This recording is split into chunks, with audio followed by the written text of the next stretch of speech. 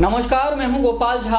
दिन भर की खबरों में सबसे पहले नजर डालते हैं आज के मुख्य समाचारों पर। दीपावली पर नेताओं के घर लगा जमघट, दिन भर चला रामा श्यामा का दौर। मंगलवार को जारी होगी चुनाव की अधिसूचना, नामांकन की प्रक्रिया भी शुरू होगी। नौहर में जाट प्रतिभा सम्मान समारोह, नारी सशक्तिकरण पर हुई चर्चा। दीपोत्सव के दूसरे दिन अन्नकूट का लगा भोग, भगवान को पसंद है अन्नकूट का प्रसाद। अब समाचार विस्तार से।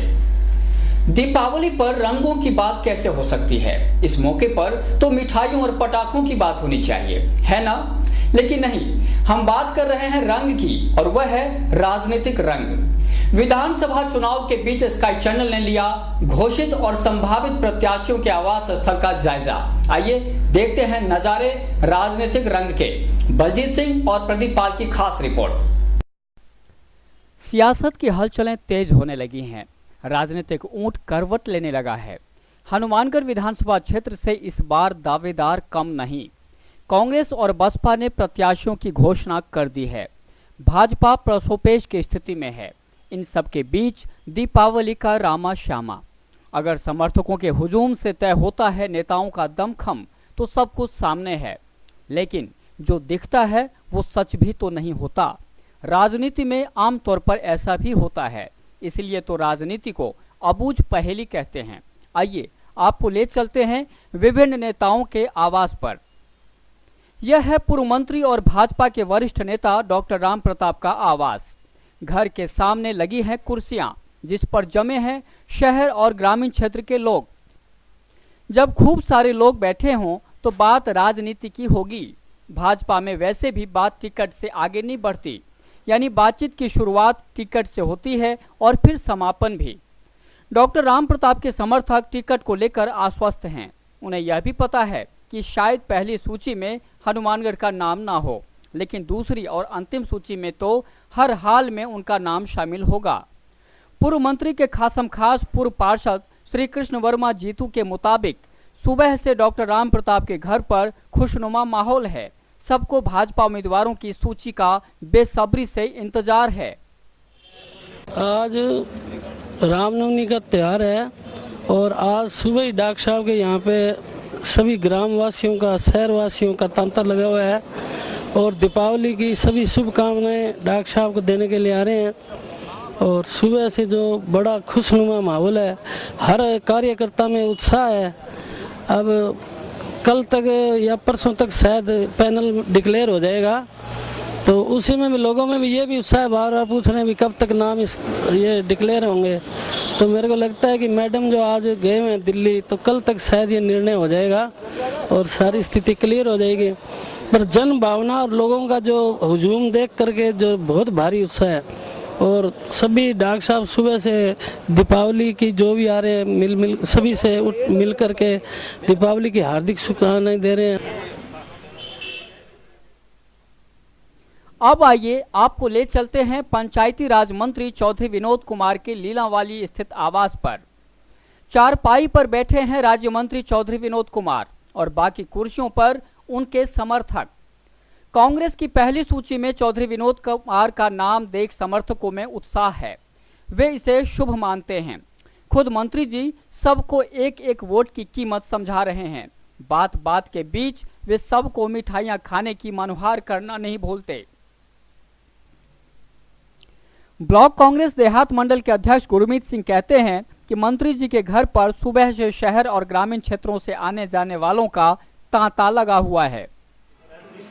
आज दिवाली के बाद जो राम राम का दिन था, उस पर सुबह से लेके ही माननीय मंत्री साहब के घर पर लोगों का तांता लगा हुआ है और लोग खुशी मना रहे हैं।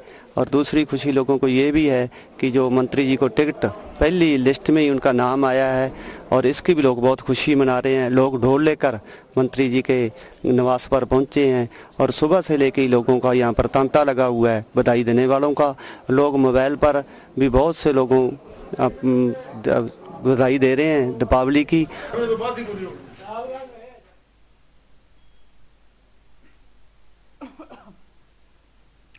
अब आपको ले चलते हैं जमींदारा पार्टी के प्रत्याशी बलराज सिंह दानेवालिया के आवास पर। हाउसिंग बोर्ड कॉलोनी में स्थित अपने आवास पर समर्थकों के साथ बैठे हैं बलराज सिंह।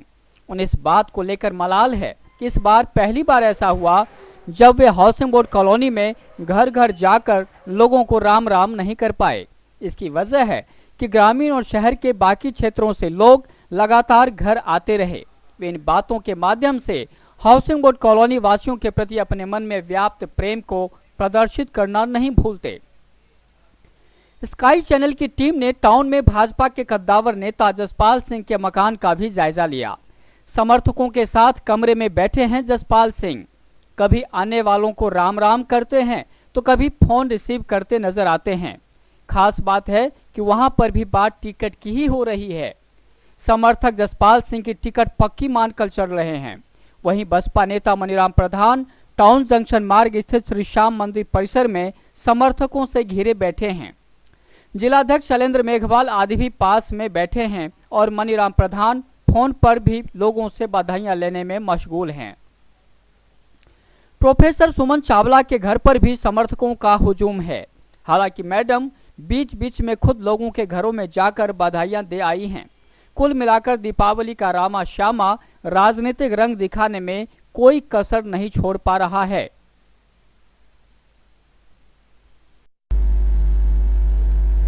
विधानसभा चुनाव की अधिसूचना मंगलवार को जारी कर दी जाएगी। इसके साथ ही विधानसभा चुनाव लड़ने वाले उम्मीदवार नामांकन पत्र दाखिल कर सकेंगे। इसके लिए निर्वाचन विभाग की ओर से तैयारियों को अंतिम रूप दिया जा चुका है। चुनाव की तैयारी पूरी हो चुकी है। निर्वाचन विभाग मंगलवार को चुनाव की अधिसूचना जारी कर देगा। इसके लिए औपचारिक तैयारी को अंतिम रूप दिया जा चुका है। रिटर्निंग अधिकारी करतार सिंह पूनिया ने स्काई चैनल को बताया कि सुबह 11 बजे से लेकर दोपहर 3 बजे तक अभ्यर्थी अपना नामांकन पत्र दाखिल कर सकेंगे। 12 नवंबर तक नामांकन पत्र दाखिल किए जा सकेंगे। 13 नवंबर को नामांकन पत्रों की जांच होगी और 14 नवंबर को अभ्यर्थी अपना नाम वापस ले सकेंगे। नौहर में जाट प्रतिभा सम्मान समारोह हुआ। इसमें नारी सशक्तिकरण पर भी चर्चा हुई। वक्ताओं ने कहा कि जिस समाज में नारी का सम्मान होता है वह समाज कभी पीछे नहीं रहता। इस मौके पर समाज की प्रतिभाओं को सम्मानित भी किया गया। जाट लोक सेवक समिति की ओर से नौहर में हुआ प्रतिभा सम्मान समारोह। काफी संख्या में शिरकत करने पहुंचे समाज के गणमान्य लोग। गोगामेड़ी के संत रूपनाथ ने की अध्यक्षता। उन्होंने जाट समाज के गौरवशाली इतिहास पर प्रकाश डाला।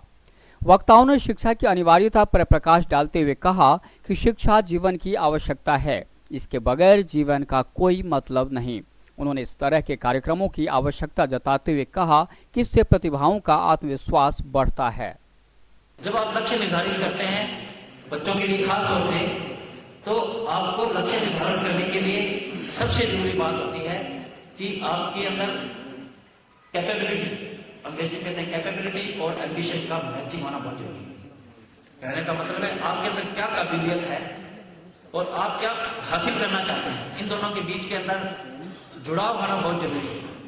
और आपकी काबिलियत कितनी है ये आप अकेले शायद नहीं आ सकते। इसके लिए आपको हेल्प करेंगे आपके पेरेंट्स, आपके अध्यापक, आपके मित्र जो आपके साथ पढ़ते हैं, ये सब लोग।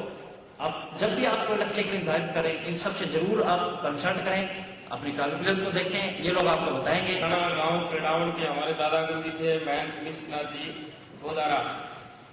तो हमारे गोरक्ष टीला में 100 साल से कम हो गए हैं, कोई ऐसा भंडारा या उत्सव नहीं हुआ।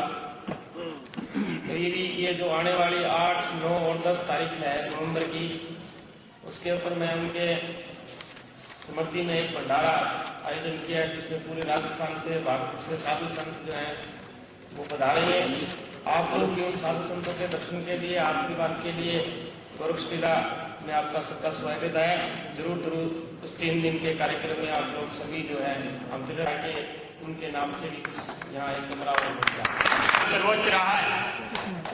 वैदिक काल में घोषा गांगी जैसी विदुषी महिलाएं हुई। पौराणिक युग में लक्ष्मी, दुर्गा, सरस्वती जैसी महिलाएं हुई।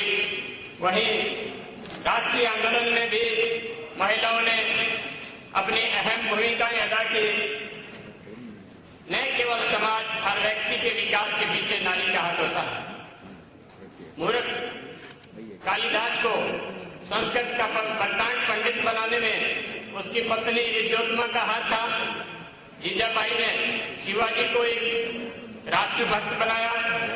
इस तरह से नारी व्यक्ति, समाज और राष्ट्र का निर्माण करती है। राष्ट्र समाज रूपी कड़ियों से बना है। जिस समाज कमजोर होता है तो वो राष्ट्र की कड़ी है, वो कमजोर होती है। हमारा समाज, मैं समझता हूँ इस राष्ट्र में ये समाज कमजोर है।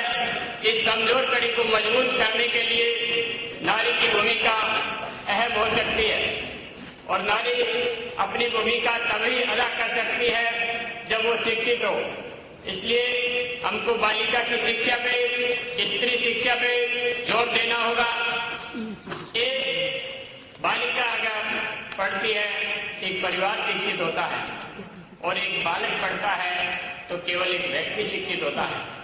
इसलिए मैं यही कहूँगा कि हमने जो ये संस्थान बनाया है और हम जो समाज और राष्ट्र निर्माण का जो लोग काम कर रहे हैं वो वाकई में धन्यवाद के पात्र हैं।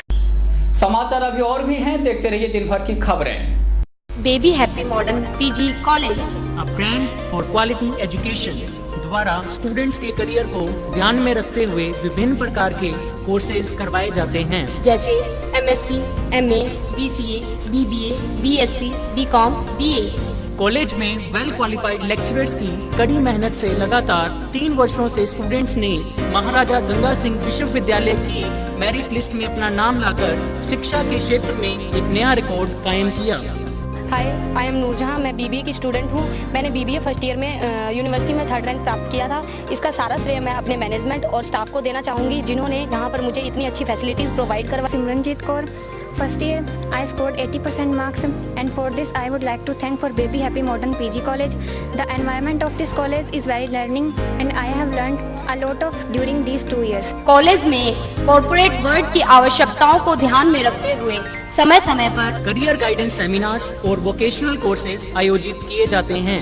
महाविद्यालय में library, labs, wifi, playground, canteen, transport आदि फैसिलिटीज प्रोवाइड की जाती है। संस्था का उद्देश्य स्टूडेंट्स को एकेडमिक्स के साथ साथ एक्स्ट्रा करिकुलम एक्टिविटीज जैसे कल्चरल, स्पोर्ट्स आदि में संपन्न बनाना है।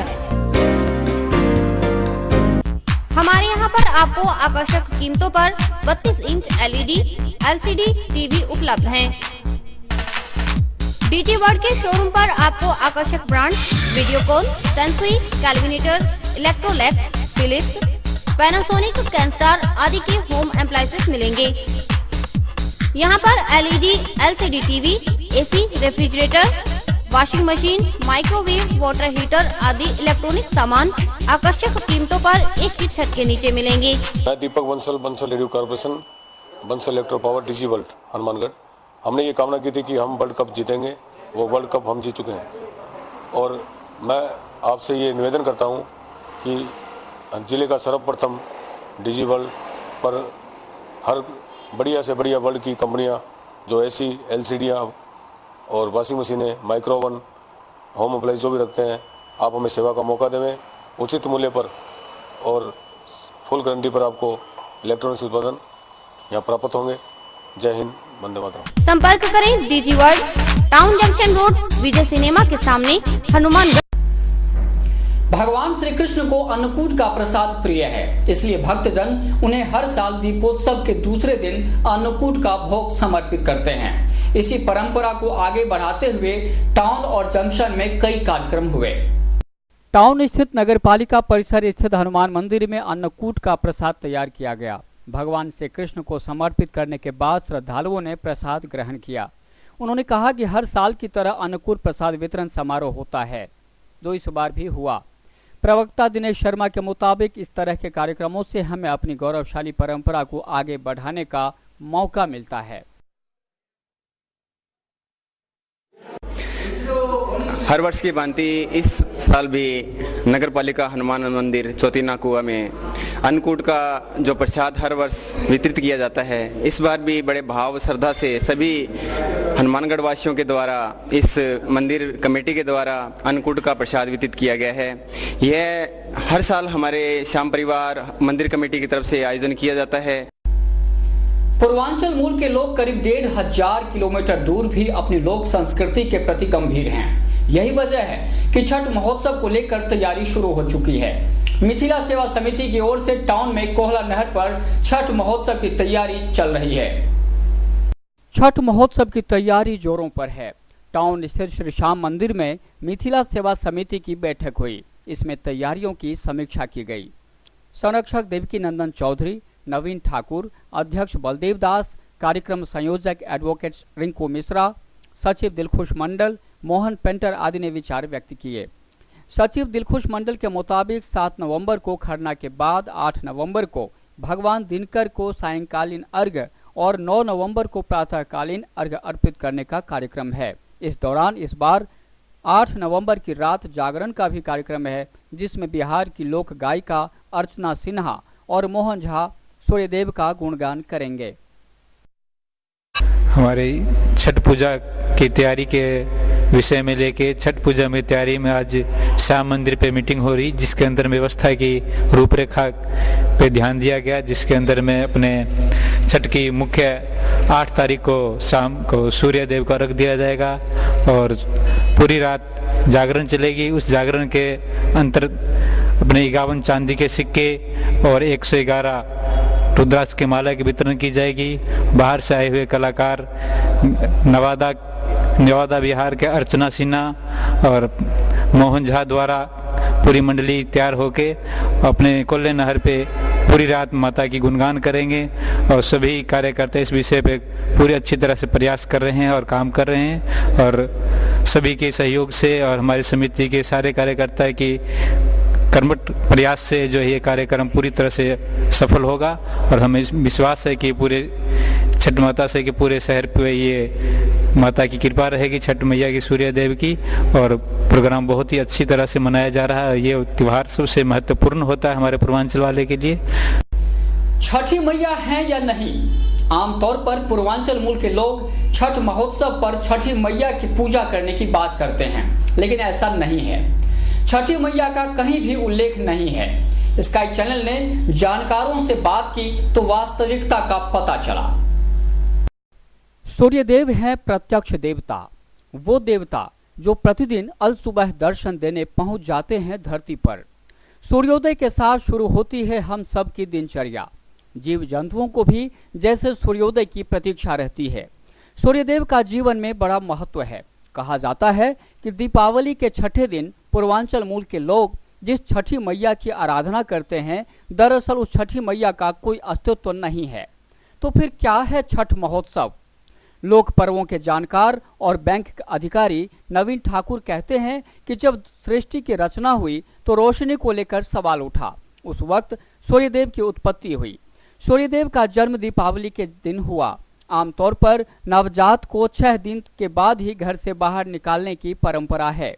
जब भगवान दिवाकर को जन्म के छठे दिन घर से बाहर निकाला गया तो अचानक तीव्र रोशनी हुई और फिर जन्म के छठे दिन सूर्य महोत्सव मनाने की महान परंपरा भी शुरू हो गई। छठ व्रत जो हमारे पूर्वांचल में, मिथिलांचल, पूर्वांचल और पूरे बिहार में मनाया जाता है, जिसे छठ व्रत होता है। छठ प्रथा जो शुरुआत हुई, जब पृथ्वी की शुरुआत हुई, पृथ्वी बनी, उसी समय भगवान अंधकार था, पूरा पृथ्वी अंधकार था। तो देवलोक में चर्चा हुई जो रोशनी कहाँ से है, तो रोशनी लाने के लिए सूर्य भगवान जन्म ब्रह्मा जी द्वारा सूर्य भगवान को लाया गया। सूर्य भगवान जब दीपावली के दिन, जिसे हम दीपावली बोलते हैं, तो वहां तक अंधकार था, पृथ्वी अंधकार था।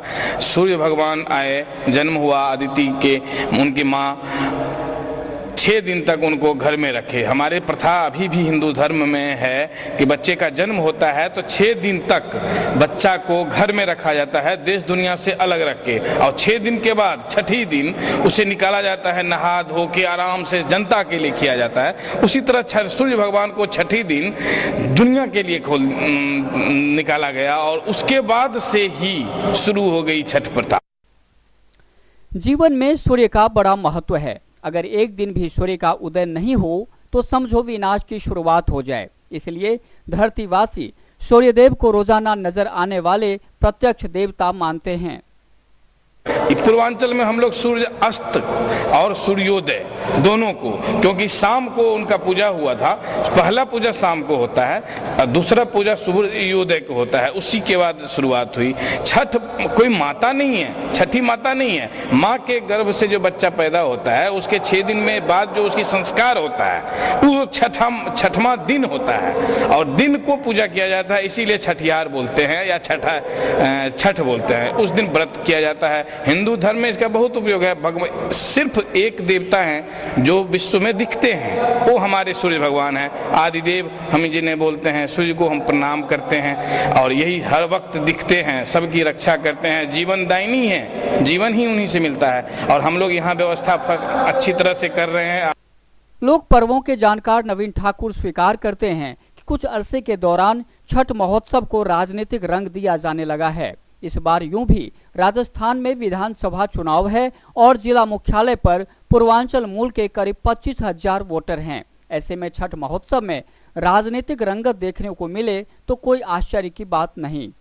और इस बार का छठ राजनीतिक भी होते जा रहा है। कई राजनेताओं और लोगों का आना जाना रहा होगा और समाज हर आदमी जुड़े, राजनेता भी भगवान के भक्त हैं। सभी हमारे हिंदू धर्म के आधार पे सब हम हिंदू हैं और हिंदू भगवान की पूजा जरूर करते हैं। तो भगवान में एक ही है जो सबसे आगे दिखते हैं, वो सूर्य भगवान है।